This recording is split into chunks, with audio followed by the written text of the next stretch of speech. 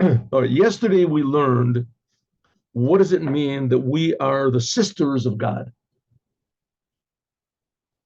And today we're going to learn what it means that we're the wife of God. And here the Rebbe wants to give a different meaning than what I gave yesterday.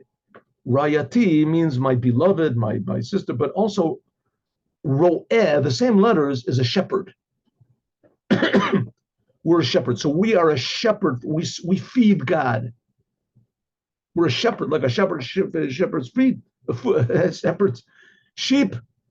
So we shepherd God. We provide food for God. Huh? We provide food for God. Which, of course, any religious person listening to that will say, "Hey, what's going on over here? What am I watching over here?" But it does say in the Torah clearly that the sacrifices are God's food. Korbani lachmi. It's my food, it says to God. So we're going to explain what this is. But one of the big points of Chabad Hasidut is to explain that our relationship to God it's almost like as much as we need God, God needs us. The relationship between the Jews and God and the whole creation, it's not a casual one. That God just, the world doesn't mean anything anyway, so God just created it, just created it and let it go. And once in a while, he say, hey, what's going on over there in the world? And he looks over, he has all these surveillance cameras and says, Chabad wants to point out that before the world, we've talked about this before the world was created, there was nothing. There was no time. There's no such thing as before the world was created. Time itself is a creation. So there was no before. I know that there's other people and there's other Kabbalists and things like that say that there were different eons and that there were different levels and different bugs of creation and things like that. But according to Chabad Hasidus, it's not so. It's not so. According to our results, also not so. The creation only began time, reality. What's this? What's this? Something's wrong with this message. Yeah, okay. Time, we'll look at it later. Time is a creation. God created the world. Therefore, these people that are amazed the world was not created in 7 days. It couldn't be 7 days. It must be 7 billion years, and there's time warps and the speed of light and all this stuff. Okay, say whatever you want to, but the fact is that time itself is a creation, and God created it in a way that every day is 24 hours. There's the book called the Sefer Yetzirah. In other words, what I'm trying to say is that God, the world is very, very, very important to God. Very important to God. I know Maimonides says in the beginning that if the world doesn't exist, it will not affect God at all. And we've learned about that also. So this is a mystery. But that doesn't detract at all from the fact that the world and every detail of it is very important to God. And what we do has an effect on God. God answers our prayers, right? God, it says God has a pleasing spirit when we do the sacrifice. It's a pleasing spirit to God. Okay, so this sounds a bit weird. And of course, according to normal conception of what it is weird. It certainly is weird. God, there's nothing more weird than God. On the other hand, there's nothing closer and more obvious than God. He's creating us. And here we are. So it's the biggest mystery of the world. And on the other hand, it's the most simple, obvious. It's like the human soul, right? On one hand, your soul, nobody knows what it is. On the other hand, that's what's keeping you alive. But God is even more so. It's not like the soul. Not like the soul. God creates us. The soul does not create us. God also enlivens us like a soul. We learned about that last week, if you remember. Okay. So that's what we said, that we are God's sister. The word sister means also to be achvai, to be connected. To be connected. We are, so to speak, connected to God, and we have to reveal that fact.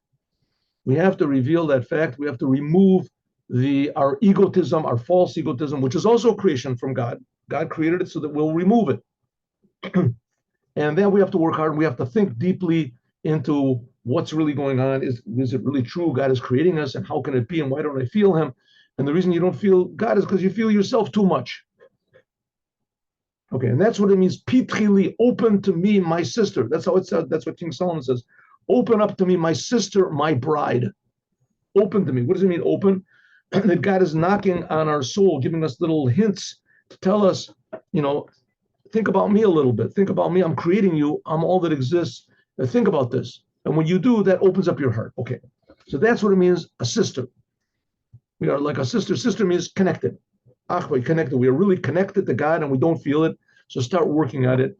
You feel the inner point of the Jewish heart that you're connected to God. Okay. Now, what about you? God says, you are my sister. Pitchili. Achoti Rayati. It's a song in Chabad. We sing it. It's a song. Call do fake peace chili ahoy si. Open up to me, my sister, my beloved. Okay, here he says the word beloved means a shepherd. Also, the word raya means raya mahemna, right? Hashem ro'i. God is my shepherd. Well, here we are God's shepherd. Listen to this.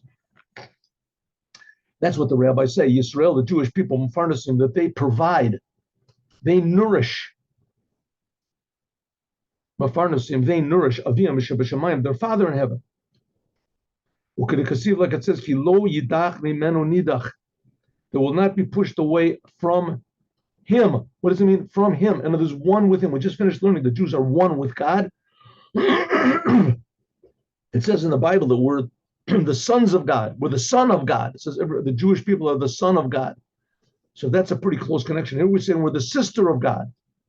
In some ways, that's a different type of a connection, an eternal connection. And now we're saying we're providing for God. There's another place where it says we're the mother of God. Again, the reason that we use all this is to show us that God's connection to us is so intimate, and God cares about us infinitely more than we can possibly imagine. And there's examples how a father loves his son, how a brother and a sister are, and the love between a brother and a sister, how it's eternal, it can never change. Now we're saying that we provide for God. It says no Jew will ever be pushed away from God. Like it says, that we are one, we become the food for God. But the Jewish people, we are the food for God. How is that? Let's see. How to understand this? How can be an neshama, the soul?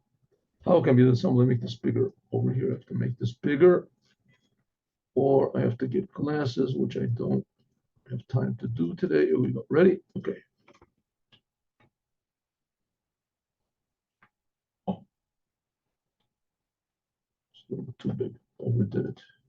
Next year it'll be that big. This year it's this big. Okay. But hine omer b'zohar. It says in the Zohar. Oh, I'm sorry. We have to understand this. How can it be that the soul, the Jewish souls, that they are just creations, yesh v'davar, separate things and independent existences on their own? How can we be linked and be food and be one with God? What does that mean? I mean, we exist. We're separate. God wants us to be separate, right? What's the narration of the Bible? Look at the Bible, and it says that God created a world and He created man. He's talking to man. Who is He talking to? He's talking to man, and He says, "Do this, do that. Don't do this. Don't do this." Right? And Adam says, "I'll do what I want." Right? And he eats from the tree, and God says, "Where are you?" And Adam said, "Did you eat from the tree?" Nah, I didn't. My wife did. Who's God talking to? We're separate from God, aren't we separate? It says, yes, we're separate from God, but God wants us to be totally united with Him. So if we're united, then we don't exist, and God wants us to exist. So and we nourish God because of our unity. With like a person eats bread, the bread becomes unified with the person. So we, so to speak, become digested with God. How can this be? Says the Rebbe, Hine Omru b'Zohar. It says in the book the Zohar, Talas Kasharim Mitkashrim Kachara. The three knots, connections, are connected one to the other.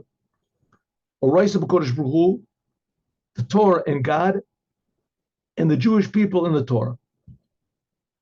So, so to speak, God is on the top, the Torah is in the middle, and it connects the Jewish people who are on the bottom to God. Because the quality of the Torah, this is higher than the Jewish people, right? According to this, the Torah is higher than the Jews. It connects the Jews to God, right? We're people in this world. God is above the heavens, and the Torah is the thing that connects us. That's one way of looking at it. Now, we'll see how it all figures out to be one. That's the level of the soul of the Jews. Mimokar chutzvam. The Jewish people are below the Torah. D'oraita, because the Torah, michach manafkas, the Torah comes from God's wisdom. Of course, there's other places where it says the Jewish people are higher than the Torah, which seems to be evident from the fact that if a Jew, God forbid, transgresses the Torah, as he can just return to God and God forgives him. So in some way, Jews are high. But here he's talking about a different aspect. The whole world was created from the Torah, Jews also, and the Torah is the connector between God and the Jews. And so to speak, the Torah is more real than the world or the Jews are, but not as real as God is. That's what the rabbis say. Happy is one who comes to hear the Talmud biyado. Happy is one who, after they die, goes to heaven, and the Torah that they learned is in their mind and in their heart, because the Torah lifts you up. The Torah is the connector. But Lahavan, to understand this, how can it be? The Torah is Gamkin Melubashas being Gashmin. 1 second, the Torah is also in the world. It's also a physical book in the library. How is the Torah any different than the Jews? And not only that, there's all the commandments of the Torah. Kamot tzitzis, like for instance, wool tzitzis, tefillin, sukkah, kamidini, mamonos, all the say damages, laws of damages, money, laws of inheritance, the tainus and the claims. The thing belongs to me. It belongs to me. Al derech Moshe, for instance, Reuven toen kach, Shimon kach. Reuven says that this garment belongs to me. I grabbed it first, and Shimon says no first. The whole Talmud, Baba Metzias. Well, mine, began Eden. How is this connected? The Torah is all these physical things. How is that connected to heaven? The upper heaven and the lower heaven. Remember, we learned about the upper heaven is Bria and the lower heaven is Yetzirah. Remember, we learned last week. But the Torah is just a book. It's just a book, just like the Jewish people are a people. How can it be that the Torah connects the Jews to God? Because the Torah is more godly. How do you see the Torah is more godly? It's just ink on paper, on parchment. Achine kasiv, it says, Lachu lachmu belachmi. It says, come and partake of my bread. It's a sentence in Proverbs. The Torah is called God's bread. Kamosh alechem, just like bread. Mazon gashmi is physical food. Sha'alav yechya adam, that people live from it. Chai guf, or physical life. Who al yadei is by means of shenivlo be'avurim, it becomes digested and unified in the limbs of a person. Right? All those vitamins and minerals and things like that, they go into your blood, and the blood goes into the limbs. And a person, right? People eat too much, they miraculously get fat. Right? All of a sudden, what's one got to do with other? Puts food in his mouth, and his legs get bigger. How does that work? It says because the food becomes part of the person. Kach, the Torah, the same thing as the Torah is called God's bread. It's called food, and it's called life for the soul. What the soul, aruchni, spiritual. Saricha needs to tivla, it has to be also digested, unified. But Avery, nefsho, in the limbs of your soul. The shava kabavasoro mamash, and becomes like your flesh. The Torah. By means of that, the soul, tashuv, will return to God. The shtava b'guf, for the malka to be connected to the body of God. The yod nivla, to be dissolved, what is it? To be integrated. B'gufo, in the body of God, really. Okay, so what do we got over here? The Torah is a book, yes, but the Torah is just like the world, right? The world is created from God. God is creating the world. But the world is, and the world is, the Torah is also created from God. They're both the word of God. That's what it says in the Bible, that God created the world from his word. And of course, that can't be taken, I can talk all day and nothing, I don't create anything. Man can't create anything. At best, man can form things. You can take energy and make it into mass, but you can't create from nothing. And so the world is a big miracle. Well, the Torah is a bigger miracle. The Torah is also the word of God, but the Torah is the inner will of God. The world is the outer will of God, and the Torah is the inner will of God. I'm just repeating what it says over here. And the Torah is the inner will of God. So to speak, the Jews, as far as he's concerned here, the Jews are like part of the world, and the Torah is a part of God. And when a Jew learns the Torah, so the Torah is that's the ideas and the will of God in the Torah. This is not Moses gave the Torah. This is God gave the Torah.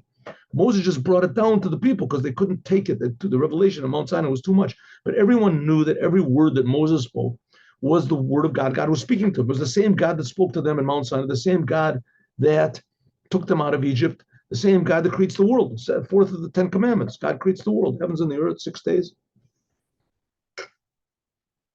So there's only one God. He's the creator, and he gave the world. Okay, but God made the world in such a way that it's dynamic. And dynamic means that he wants the lower aspects to go up.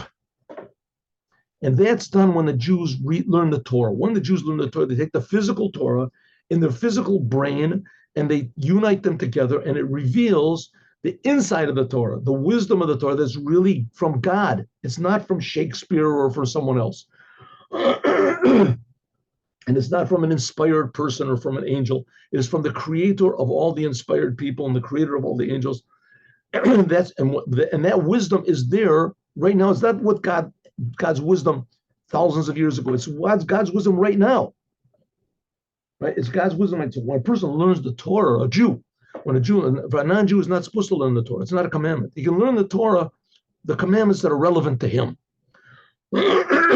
Which excludes learning the Talmud and those things. Non-Jews, that whoever sold the South Koreans or whatever Talmud was fooling them, and he was fooling himself. It was because non-Jews are not supposed to learn the Talmud. What can you do? Maybe he had good intentions, maybe he didn't know. But the fact is they're not supposed to. Okay. And it says even there's a terrible punishment for it, but God doesn't do those things anymore. But nevertheless, God doesn't like it. Don't worry, you're not going to get punished, not going to get hurt, you're not going to, right?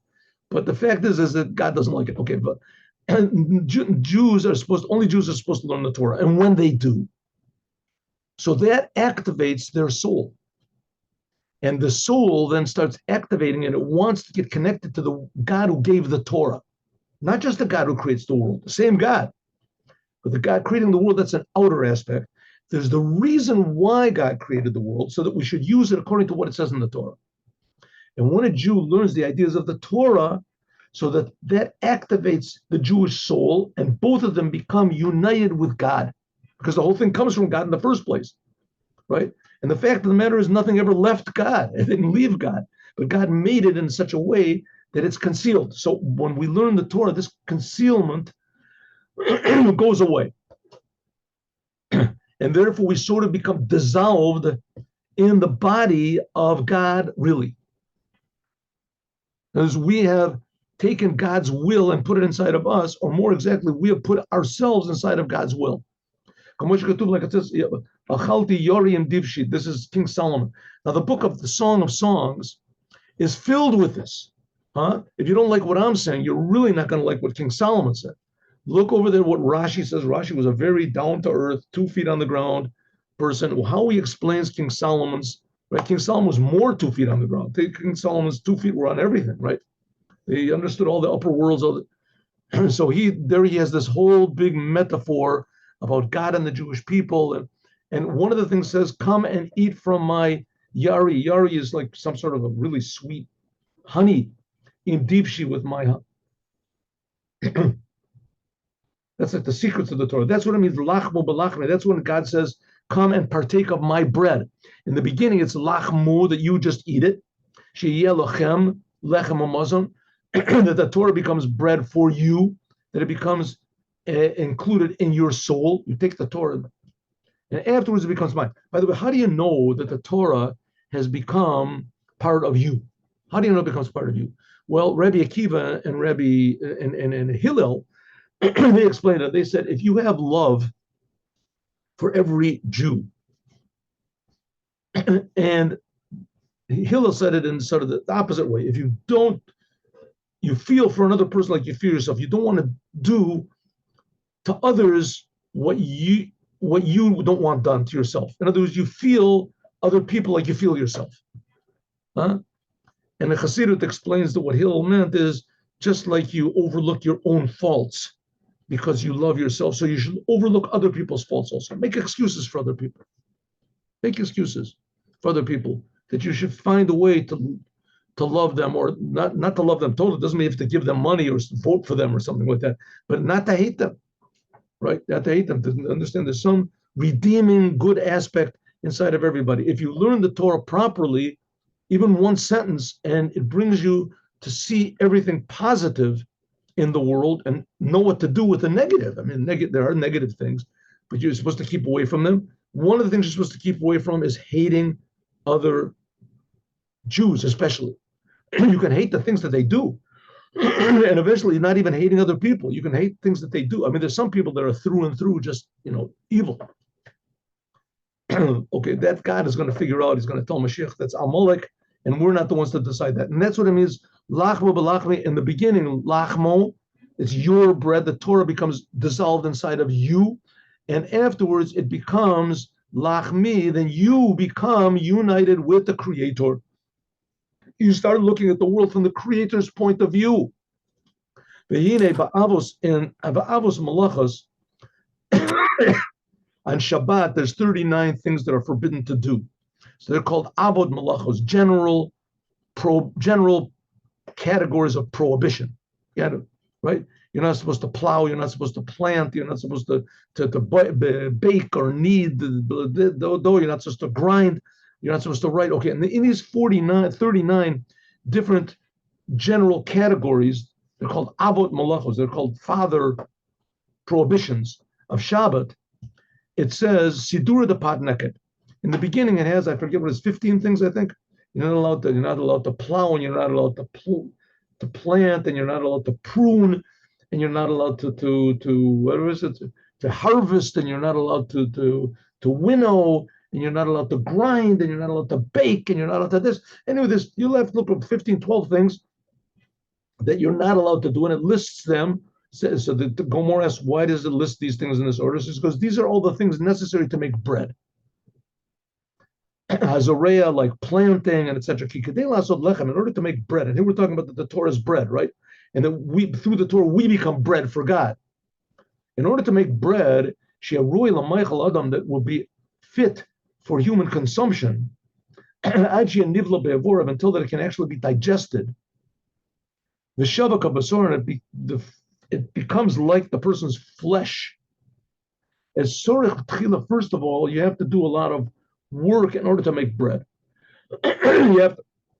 That's why eating bread in Judaism, there's a special long blessing you say after eating bread. If you get satisfied from eating, vegetables or meat or whatever it is, you don't make this long after blessing. It's a short after blessing.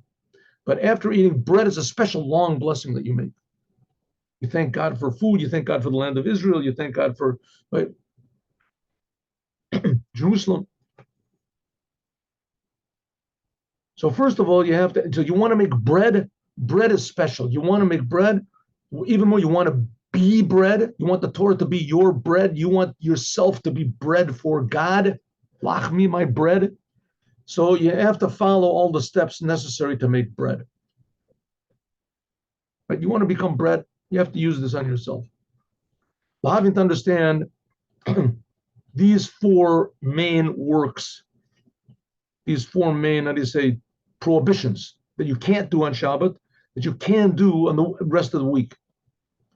Planting, grinding, kneading, K-N-E-A-D, kneading, put water on flour, you knead it, and baking.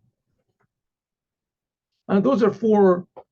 So there's more steps they're listed in the Mishnah, but these four are really basic. You have to plant the seeds, right? And then after that, you have to harvest and do everything. You take off the chaff, but then after that, you grind up the seeds, what grows. And then after you grind it, you can't bake it as it is. You have to put water in it, and you do kneading. And then after that, you made the dough, then you bake. So let's look at these four things we have to do with ourselves. Now get ready. Zuria planting, grinding, baking, kneading and baking. Kneading and baking. Let's understand what these four things are that we want to make ourselves into bread, that we can nourish God. That's how God set up the world. And so you want to make sure you have to make good bread. You ever eat bread? You ever eat bread that was not baked properly? You ever eat bread that was not baked properly? I remember, I'll tell you a short story. It's sort of funny, but I'll tell you this. When I got married, and so, a condition, I wanted my wife to make bread, bake bread every Shabbos, instead of buying in the store. If it was not possible, not possible. The fact is, my wife is a very, very good cook. She's a very good, you would never know it from looking at me, but she's a good, very good cook. But at that time, we didn't really have an oven. We didn't have an oven. We had we had this burner.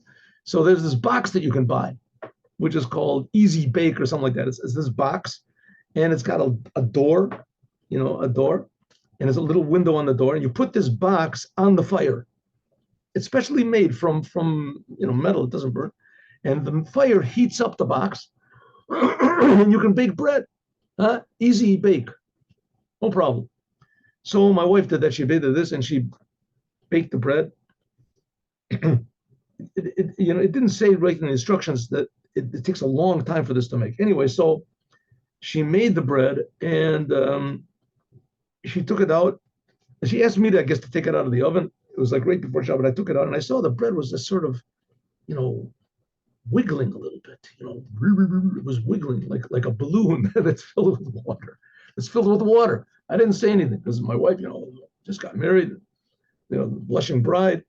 And my wife says, and so I put it on the table. I saw there's something wrong over here, something wrong. And I touched the bread, and I felt that, the inside is definitely not cooked. It's not good. But the outside was. The outside was okay. It looked really nice. It was all brown, and everything, but the inside was.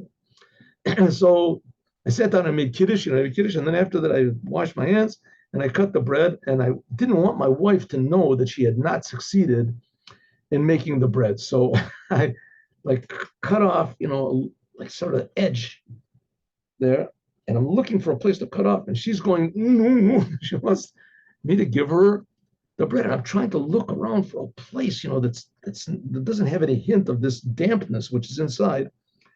And finally, I just couldn't find the place. What could I do? So I sort of shaved off. I gave this little, shaving of this, and she looked at me like, I married a maniac. I didn't know. I thought he was a normal person. And she looked at this like, she looked at me like, how can I get out of the house? Who knows what he's going to do next? And I ate it. She said, he ate a little bit. She says, why can't you give me more? So I had to explain to her that it wasn't. I said, well, look for yourself. And so we laughed, of course, with that. Somehow or other, we had something in the house that we did eat. And the next week, we took more time. Eventually, we bought an oven, etc. Good. But bread that has been planted and ground and kneaded, but it hasn't been baked properly. So any one of these steps is necessary for bread. Now, here we want to be the bread ourselves. We want the bread. First of all, we want the Torah to be our bread. So the Torah becomes digested in us, and then afterwards we become bread. So we go. Let's understand these four different types of work. These four steps in making bread. How this relates to us. Begashmius. Hallelujah. Ba'avodas Hashem, to serve God. The Tzorech Labo'er, we have to explain very well. First of all, B'pratius Inyan Aseder Azuriya. Let's take the first one, planting. Planting. We have to be like a seed that's planted. Now, if you think about it for a second, these things are big miracles. I mean, you can take it for granted. You put a seed in the ground and it grows. That's it. That's nature. That's right. That's nature. But if you look at it from another point of view, from let's say a very childish point of view, you could say this is just an amazing miracle. I mean, how can you take a little seed and you put it in the ground, and all of a sudden it grows this big, beautiful. Have you ever seen a wheat field in your life? I mean, we used to have a wheat field across from me. There was sometimes it would grow up. I was sometimes on the verge of tears. I'm telling you the truth. So beautiful, just that the wind would blow and the whole thing would. Just amazing, and even one grain, once I took one grain of this and you look, there's a long stalk on it, and there's all these little grains inside of the thing. It's so, you can say, what are you so excited about? It's just nature, You can say, no, God made it. So God can make anything. What's the big deal? What do you got? But the fact of the matter is very amazing. So let's look at the steps of seeds. How you make a seed. This is what we have to. This is what we have to do to ourselves. First of all, you take a seed, and you put it. You put a seed. Let's say a seed from a fruit. Let's take a good example, an apple seed, and you put it in the ground, and you cover it over with dirt, and then that seed rots. Right? It loses its identity. It's no longer a seed. The nifsad, and it gets eaten up by the ground. It's not the koach hatzameach, but it wakes up the power of growth in the ground. If you plant it in the desert or something, it won't grow up. It has to be in a place where the ground is fertile. That awakens the power of growth in the ground. And all of a sudden, from this little grain grows up a stalk of wheat or an apple tree.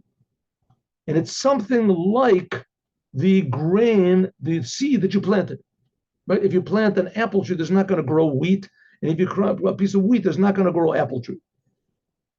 Or whatever is grown, planted in the ground. What is seeded or planted in the ground. Key. Because the power of growth, which is in the ground, this is a general power. So therefore, a general force. Therefore, when you put a seed in there, the seed awakens and directs the power of growth in the ground to grow according to the instructions of the seed. This is something like the elevation of Mayan Nukvin. This is the feminine waters. Feminine waters means an inspiration from below that awakens the power of growth in the ground to grow up, to send power into the seed in an individual, directed, articulated way, ka'ayin, like the seed. Because the seed also was created previously from another tree, from the Torah Tzomeach. The Yeshbo Bechinas Koach, it has the power of growth concealed. So the seed also has the power to wake up the ability to wake up the power of growth in the ground. But it just became very, very physical. The nigra mimuso, and it becomes severely less than its original being. Garin, until it became a seed. So here we have two powers of growth. The power of growth in the seed, and in a way this is infinite. The power of growth in the seed. Why? Because you plant the seed, and it makes a tree, and the tree has fruits, and each fruit has, let's say, apple.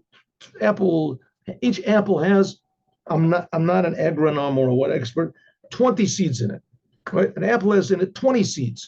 Count it, you'll probably find them wrong. It has more, it has less. 20 seeds. But nevertheless, it's 20 times that's it. Each one of those seeds is another 20. Each one of those is another 20. So there's no, and how many apples are there on a tree, right? 100 apples on a tree.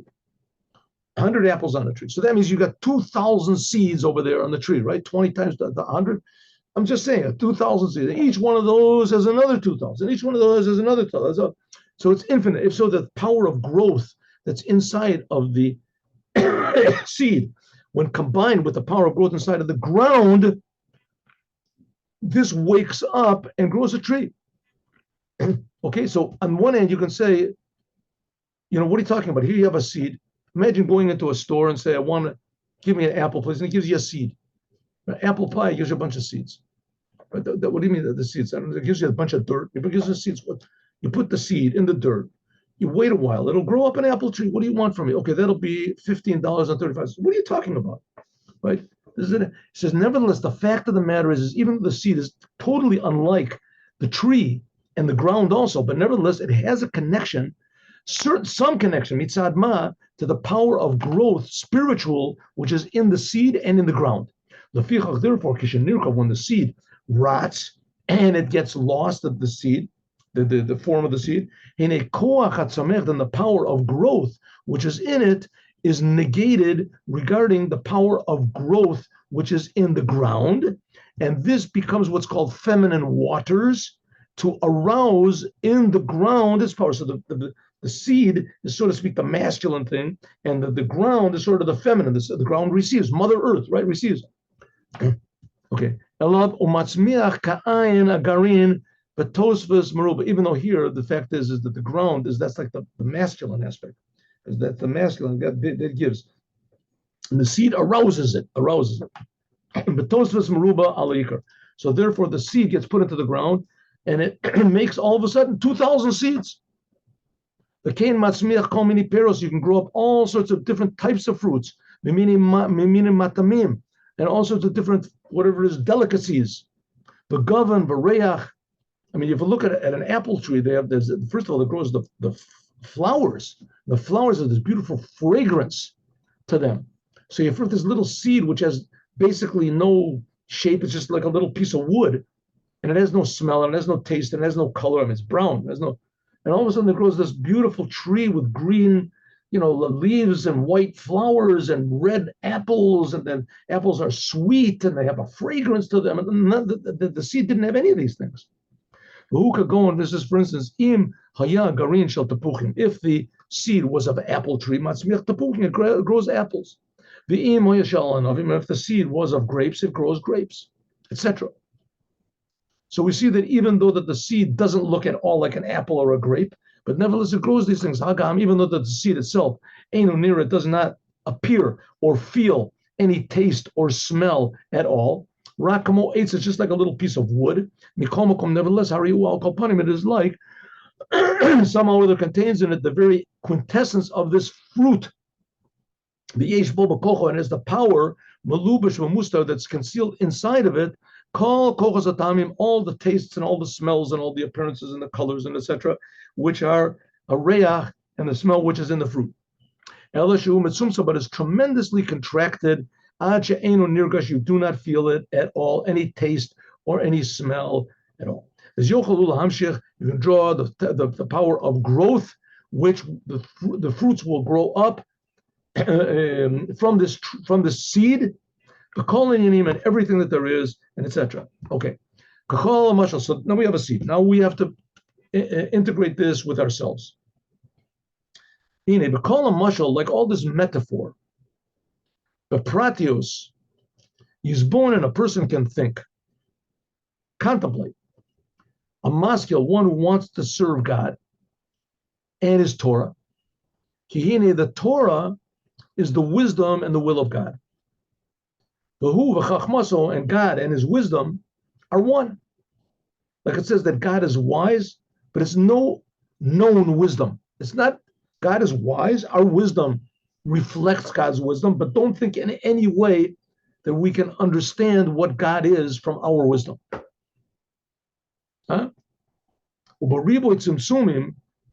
Because God contracted and concealed and brought down his wisdom from level to level, it comes below until it becomes physically in physical things in the world. God's wisdom comes the shoe, the stone, a fish. This is something like a seed. And just like we see that in a seed, we have an apple seed, right? And from this apple seed can grow one apple seed. It can grow one tree. And from that tree can grow 20 trees.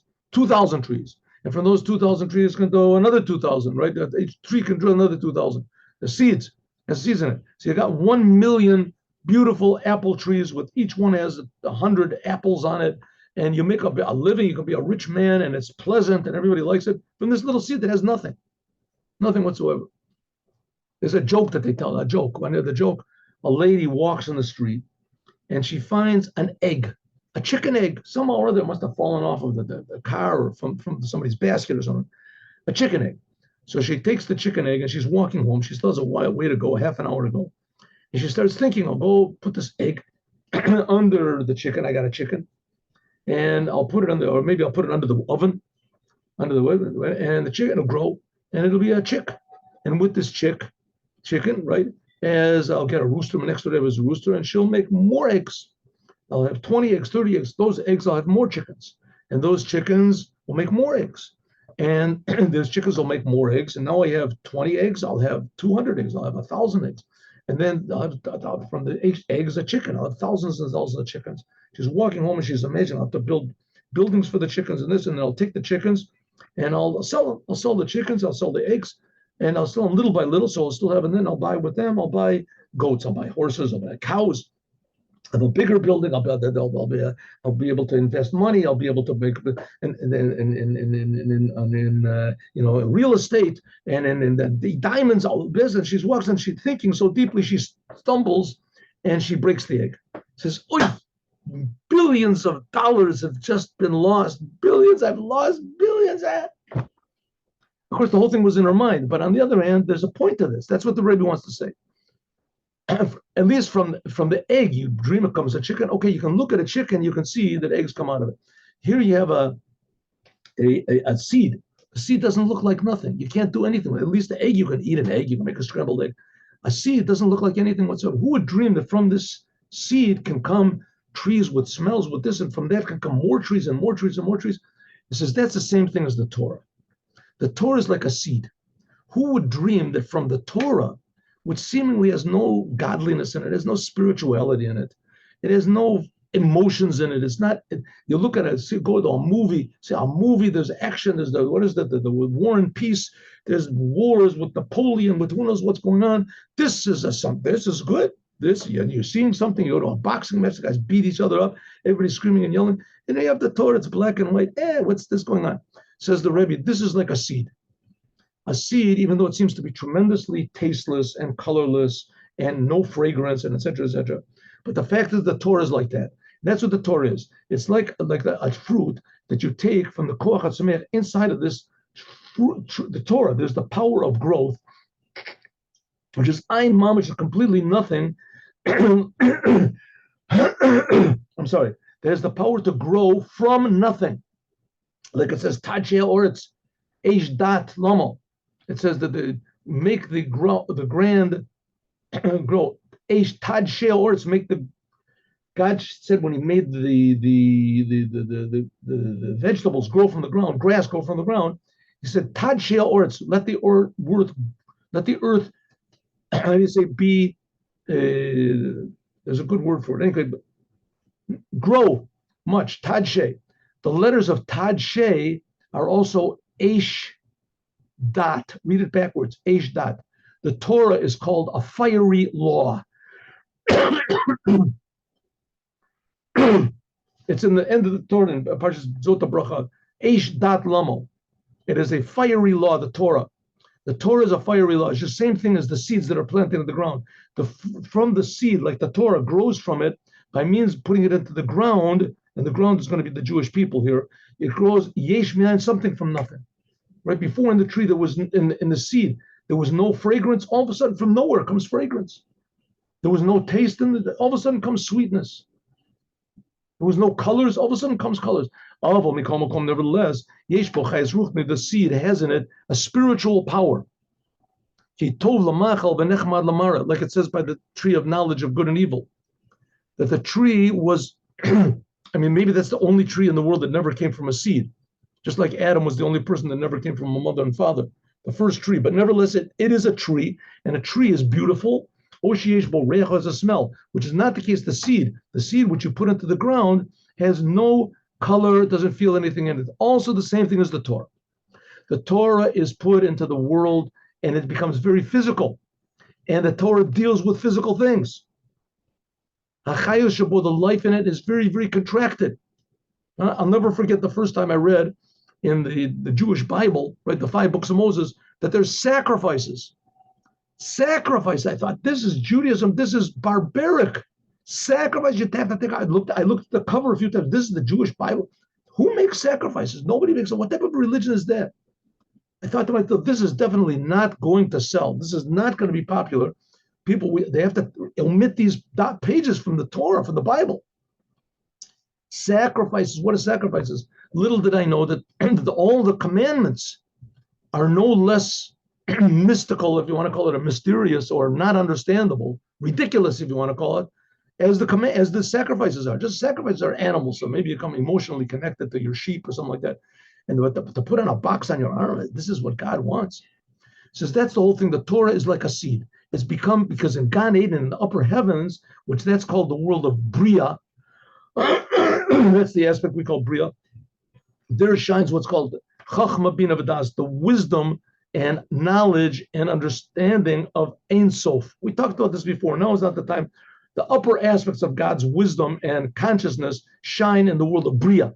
And that's the light of the Torah in a way of pleasantness. That's what the souls learn Torah. You go up to heaven, get this tremendous pleasure. Understanding the ideas of the Torah. Why?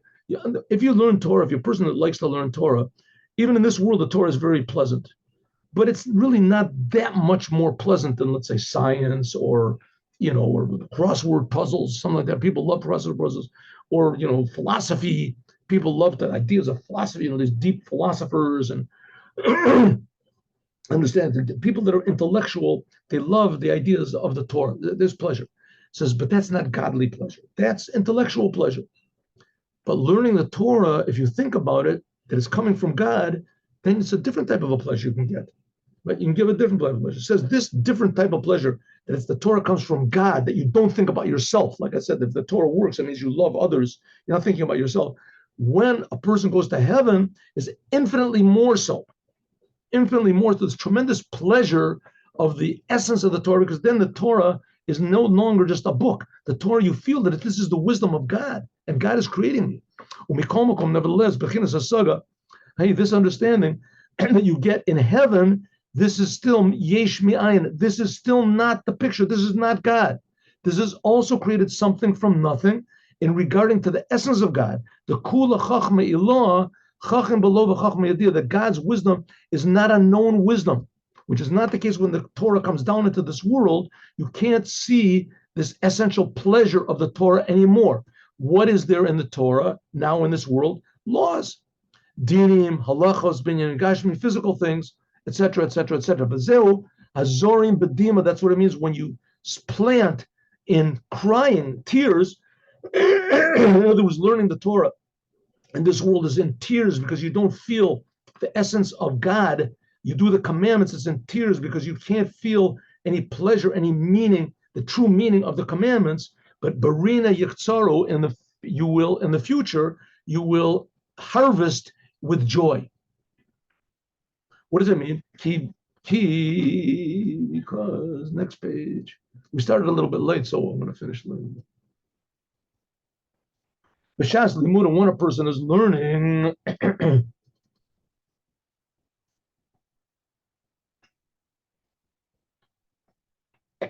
when a person is learning, he hasn't got so much pleasure, but nevertheless, barina, and with joy you will harvest. When is that? Because of the learning, a person learns, the light of the Torah becomes planted in the upper worlds, and after a person dies and his body is not distracting him, and all there is the soul, so he can feel the Davar Hashem, the word of God, that's the law. And he becomes totally negated to the power of tzomech, to this power of growth, which is God's wisdom. And by means of that, he gets what's called the reward of the commandments. The reward of the commandments is the commandment itself. In the upper heavens, the tzaddikim sit in the upper heavens, and they get tremendous pleasure by understanding the godliness which is in the commandments and in the Torah. Learning Torah is also a commandment. That is a ray of the Torah that we get, which is like the power of growth, which is in a seed. Okay, but here the Rebbe is explaining this whole business in a spiritual way. But he's not explaining it according to the essential way. In other words, don't think for a moment. I mean, you can think for a moment or whatever, but that's what we've been thinking about. But don't think that this is the whole picture. Learning Torah gives a tremendous pleasure in the world to come. To the souls who learn, tremendous pleasure in the world to come. But that is not why we learn the Torah. That's just a byproduct. That's a byproduct.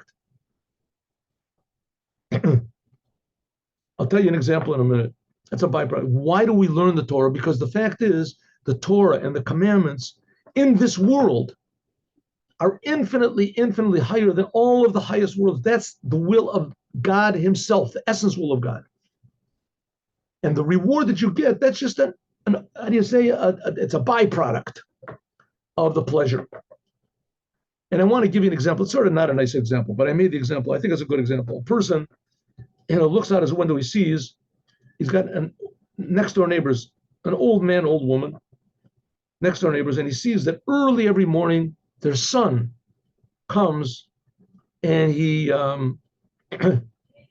tells the person who's been watching them all night that he can go home, and the son takes care of them the whole day. The whole day washes them and feeds them and takes care of them. And it's just amazing, the love that the son has for them. So the neighbor watches this day after day after day, month after month. And finally, one day they happen to meet outside, and the neighbor says to this young man as he's leaving, it's close to nighttime, and he has somebody hired to watch the parents in the nighttime. And he says, "Excuse me, I'm the next door neighbor, and I have to admit, I watch you every day coming and taking care of your parents.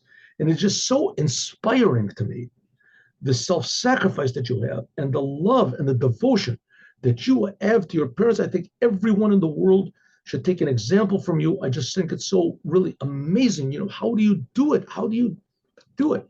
And the man said, "Oh, well, I have a brother, Stanley. And, my parents are older, going to die, and I don't want Stanley to get the inheritance to come in. So I'm with my parents all the time so that they won't change the will. And that I'll be sure to get my inheritance all the time." All of a sudden, all of your admiration for this person is doing it all for himself. That's the reason he's doing it. What about, isn't there genuine love for your parents? What about love of your parents? That was really inspiring. He wants it for money. That's what everybody does. It's the same thing doing the Torah. If we learn the Torah in order to get a reward and going to heaven, so you get the reward. You get the reward. Stanley won't take it away from you. You're there all the time. But come on, that's stinky. That's the reason you're doing the Torah and the commandments, is in order to get a reward. You'll get the reward, but you're missing the whole point, the whole truth of it. And that's what the Rebbe is trying to point out over here, that the commandments themselves is the essence will of God. When you do what God wants in this world, it makes God happy. It gives nourishment to God. This is totally incomprehensible, but the Rebbe is trying to tell us that so are the commandments. And we're trying to put it into us that we understand what an amazing miracle that life is, and a bigger miracle a Jew is. And here, what he's saying over here is that the Torah is higher than the Jewish people. Other places it says the other, but the Torah is even a bigger miracle, right? That it's pure godliness, and it actually provides for God, as we're going to talk about more, God willing, tomorrow. Now let's do the Yom Yom. 1 second. 1 minute.